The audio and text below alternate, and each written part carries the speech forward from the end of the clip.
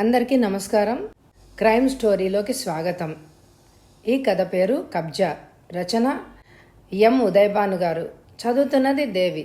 ఈ కథ మీకు నచ్చినట్లయితే తప్పకుండా లైక్ చేయండి. ఇంకా కథలోకి వెళ్దాం. డాక్టర్ స్మిత మనసెంతో ఆనందంగా ఉంది. ఒక చిన్న సంతకంతో 5 లక్షలు సంపాదించింది. తను చేసిన ఘనకార్యం తన భర్త శివరాజుకి ఎప్పుడెప్పుడు చెప్దామా అని మనసు ఉవ్విళ్ళూరుతోంది. ఫ్రెష్గా స్నానం చేసి పల్చటి నైటీ వేసుకొని మెరుగ్గా పౌడర్ రాసుకొని కాలక్షేపానికి టీవీ ఆన్ చేసి సోఫాలో కూర్చుంది స్మిత. టీవీలో పాత భూత్ బంగ్లా సినిమా వస్తోంది. అందులో హాస్యనటుడు మెహమూద్ అస్థిపంజరాలతో కలిసి డాన్స్ చేసే సన్నివేశం వస్తోంది. చూస్తూ పగలబడి నవ్వుతోంది స్మిత. ఇంతలో టకటకమని తలుపు తట్టిన శబ్దం వినిపించింది. భర్త శివరాజు వచ్చి ఉంటాడని గబగబా వెళ్లి తలుపు తీసింది. కానీ అక్కడ దృశ్యం చూస్తూనే ఆమె పై ప్రాణాలు పైనే పోయినట్టు అయ్యింది. ఒక అస్థిపంజరం ఆమెను తోసుకుంటూ లోపలికి ప్రవేశించింది.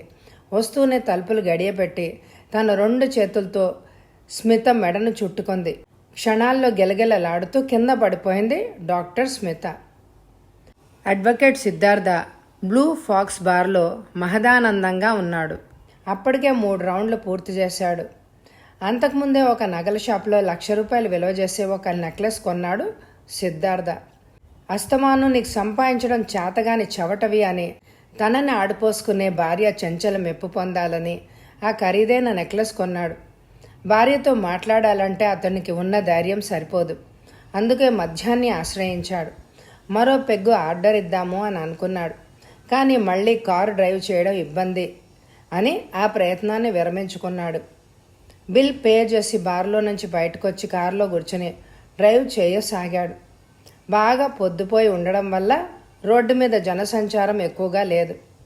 లోడీ రోడ్లో వేగంగా కారు నడుపుతున్నాడు సిద్ధార్థ. కొద్ది దూరంలో బస్టాప్లో ఒక నల్లని బోర్కా ధరించిన స్త్రీ లిఫ్ట్ కోసం చెయ్యి ఊపుతోంది. సిద్ధార్థకు జాలేసింది. స్పీడ్ తగ్గించి బస్టాండ్లో కారు ఆపాడు. ఆ బోర్కా స్త్రీ క్షణం ఆలస్యం చేయకుండా కారు డోర్ తెరుచుకొని వెనక సీట్లో కూర్చుంది. కారు స్టార్ట్ చేస్తూ ఎక్కడికి వెళ్ళాలి అని అడిగాడు సిద్ధార్థ. శ్మశానానికి సమాధానం ఇచ్చిందా స్త్రీ. ఒక్కసారి ఉలిక్కి పడ్డాడతను. బహుశా తను అతిగా మద్యం సేవించడం వల్ల తనకు అలా వినిపించిందేమో అనుకుని మళ్ళీ ఒకసారి చెప్పండి, ఎక్కడికి వెళ్ళాలి అంటూ అడిగాడు. శ్మశానానికి ప్రతి అక్షరం ఒత్తి పలుకుతూ అంది ఆ స్త్రీ. సిద్ధార్థ తన ముందు అద్దంలో నుంచి వెనక సీట్లో కూర్చున్న స్త్రీని చూశాడు.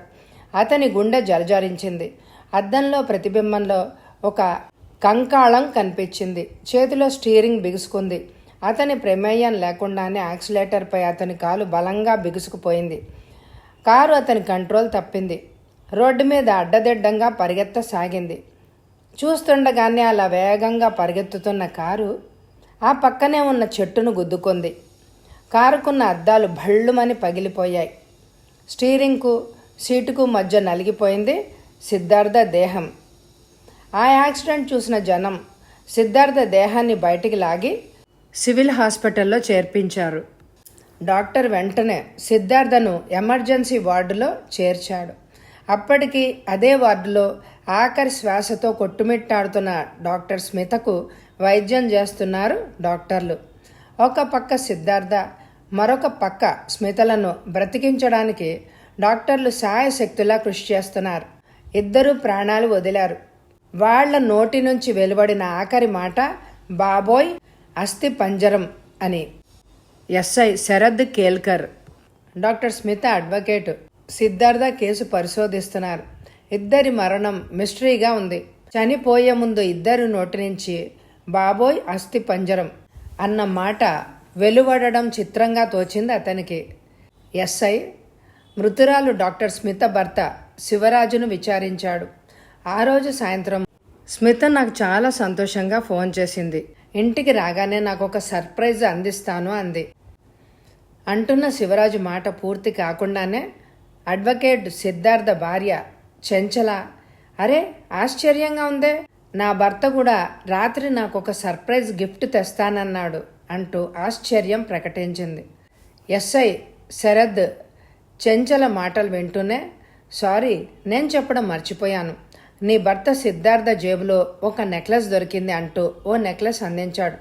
ఆ నెక్లెస్ చూస్తూనే మరింత ఆశ్చర్యానికి లోనైంది చెంచల. ఏనాడు 3 మల్లెపూలు తెచ్చిన పాపాన పోలేదు. ఈరోజు ₹1,00,000 ఖరీచేసే నెక్లెస్ ఎక్కడదో అంది. అంటే మీ భర్తకు అయాచితంగా ఏదో డబ్బు వచ్చిందంటారా? అడిగాడు ఎస్ఐ శరద్. అలాగే అనిపిస్తోంది అంది చెంచల. నేను కూడా నా భార్యను దమ్మిడికి కొరగావు అని ఈసడిస్తూ ఉండేవాణ్ణి. కానీ ఆమె మరణాంతరం ఆమె బ్యాంక్ అకౌంట్లో 5 లక్షలు క్రెడిట్ అయి ఉంది, చెప్పాడు డాక్టర్ స్మిత భర్త శివరాజు. వీళ్ల సంభాషణ ఇలా సాగుతుండగా ఓ కానిస్టేబుల్ పరిగెత్తుకుంటూ వచ్చాడు. వస్తూనే, సార్, రాత్రి జగ్గా అనే రౌడీ హత్య జరిగింది. అతను కూడా చచ్చిపోయే ముందు అస్థి పంజరం అని కలవరిస్తూ పోయాడు అని చెప్పాడు. ఆ మాటలు వింటూనే ఎస్ఐ శరద్ మెదడులో ఒక మెరుపు మెరిసింది. ఈ 3 హత్యలకు సూత్రధారి ఒక్కరే అని అనిపించింది. వెంటనే ఆలస్యం చేయకుండా ఫరీదాబాద్లోని జగ్గా నివాసానికి చేరుకున్నాడు శరద్ కేల్కర్.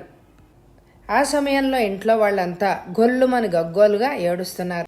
వద్దంటే వినకుండా చందుర్లాల్ను తరిమేసి ఈ ఇంటిని కబ్జా చేసుకున్నాడు. వచ్చిన 10 రోజులకే వాళ్ళ ఉసురు తాకి చచ్చాడు అంటూ ఏడవసాగారు. ఎస్ఐ శరద్ చందులాల్ వివరాలు సేకరించాడు. చందూర్లాల్ కుటుంబ సభ్యులకే ఆరాధీశాడు.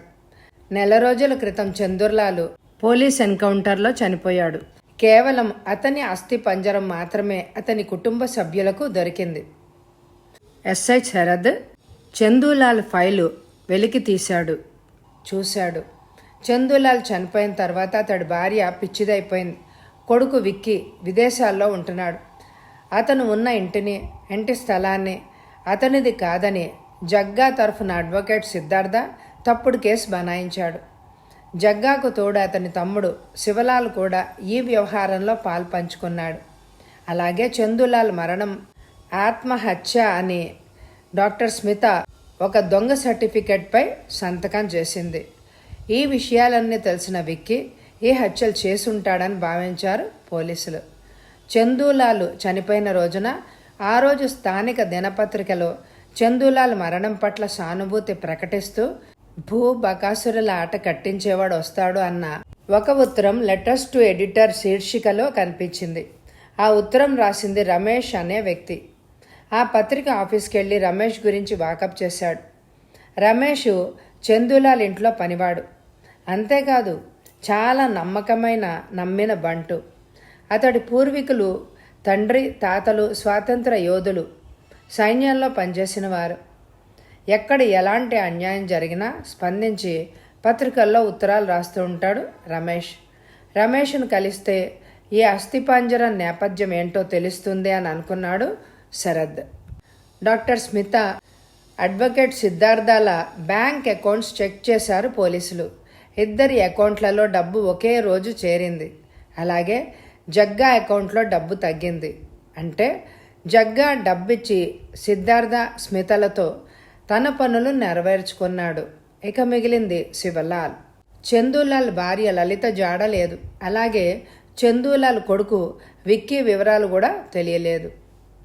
శివలాల్కు చాలా అసహనంగా ఉంది. ఓ పక్క భయంగా కూడా ఉంది.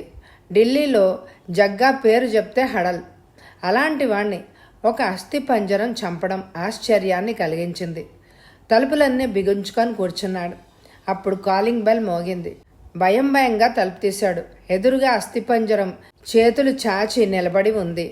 శివలాల్ మెడను ఒడిసి పట్టుకుంది. మరొక్క క్షణమైతే శివలాల్ కళ్ళు తేలేసేవాడే. అప్పుడే డామ్ అనే తుపాకీ శబ్దం వినిపించడంతో అస్థిపంజరం చేతులు వదిలేసి పారిపోబోయింది. నువ్వు ఎక్కడికి పారిపోలేవు, చుట్టూ పోలీసులు ఉన్నారు అన్న ఎస్ఐ శరద్ మాటలు వింటూనే అస్థిపంజరం ఆగిపోయింది. ఎస్ఐ అప్పుడు పరిశీలనగా చూశాడు అస్థిపంజరాన్ని. నిజానికి అది నల్లటి బురక. దాని మీద అస్థిపంజరం ఫ్లోరోసెంట్ కలర్లో పెయింటింగ్ చేయబడి ఉంది. చీకట్లో కేవలం అస్థిపంజరం మాత్రమే కనిపిస్తోంది. దాన్ని చూడగానే భయంతో ప్రాణాలు వదులుతారు. అందరూ అస్థిపంజరం వైపు చూడసాగారు. బూర్కా తొలగించేసరికి రమేష్ కనిపించాడు. ఇలాంటి రోజు ఒకటి వస్తుందని నాకు కూడా తెలుసు, కానీ ఈ బకాసురుణ్ణి చంపకుండా మీకు పట్టుబడినందుకు విచారంగా ఉంది. మరొక 12 గంటలు ఆగితే విక్కీ ఇండియాకు వస్తాడు. వాళ్ళ అమ్మగారు లలితను అతడికి అప్పగించి మీకు లొంగిపోతాను అన్నాడు రమేష్. నీ యజమాని చందూలాల్కు జరిగిన అన్యాయానికి నీ ప్రతిస్పందన హర్షించ తగ్గదే. కానీ చట్టం ఒకటి ఉంది కదా, లలిత గారిని విక్కీకి అప్పగించే బాధ్యత మాది అంటూ రమేష్ను అరెస్టు చేశారు ఎస్ఐ శరద్. కేసు విచారణలో ఉంది. కథ సమాప్తం. ఈ కథ మీ అందరికీ నచ్చితే తప్పకుండా లైక్ చేయండి. అందరూ కూడా తప్పకుండా సబ్స్క్రైబ్ చేసుకోండి. అలాగే లైక్ కూడా చేయండి. ఇదివరకు చదివిన క్రైమ్ స్టోరీస్, అపరాధ పరిశోధన కథలు, ఫ్యామిలీ నవలలు తప్పకుండా వినండి. Thank you very much my dear friends.